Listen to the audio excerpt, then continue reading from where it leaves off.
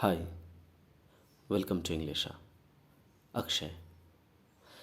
आज हम इस सेशन में एक फ्रेजल वर्ब पर बात करेंगे।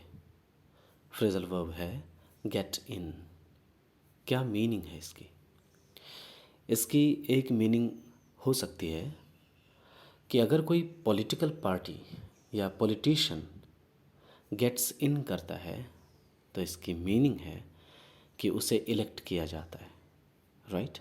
If a political party or a politician gets in, it means they are selected, they are elected, right? Political party के कॉन्टेक्स्ट में कहेंगे तो इलेक्टेड ही सही है। आपको मैंने समझाने के लिए किया कि उन्हें चुना गया। Right? If a political party gets in, it means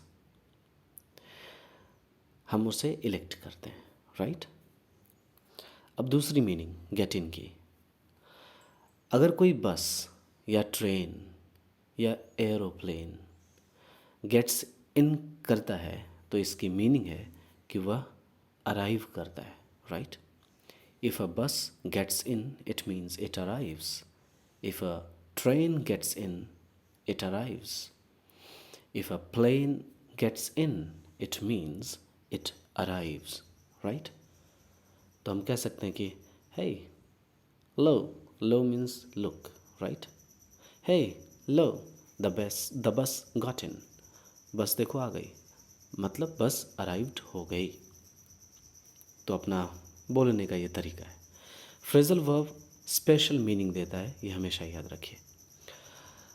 अब इसी में अगर हम समथिंग को यानी कि किसी चीज़ का अगर नाम हम गेट और इन के बीच में ले लें तो इसकी मीनिंग क्या होगी, इसको ध्यान दीजिएगा। तो इसके लिए फ्रेज होगा गेट समथिंग इन। अब समथिंग में कोई भी बात आप रख सकते हैं, अभी समझते हैं।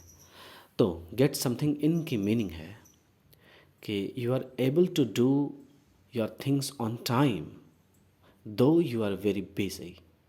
कि आप चीज़ों को करने में सक्षम हो गए। राइट? आपने किसी तरह से मैनेज कर लिया उन चीज़ों को जैसे आप करने वाले थे, समय पर आपने मैनेज कर लिया, समय पर आपने कर दिया किसी काम को जबकि आप बहुत बिजी थे।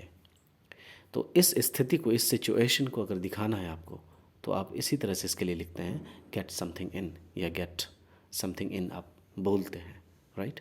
मतलब आपने किसी काम को करने में सफलता प्राप्त कर लिया, आपने किसी तरह मैनेज कर लिया उस काम को करने में, वो भी समय पर जबकि आप बहुत बिजी थे। तो इस सिचुएशन के लिए, इस मीनिंग के लिए हम गेट समथिंग इन की मीनिंग के तौर पर इसको हम इस्तेमाल करते हैं। राइट?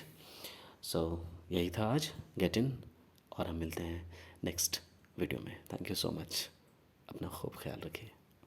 ज्वाइन कीजिए इंग्लिशा को, आप यहाँ बेहतर सीखते हैं, और मन हो तो अच्छे स्टूडेंट्स तक शेयर ज़रूर करें। Thank you so much.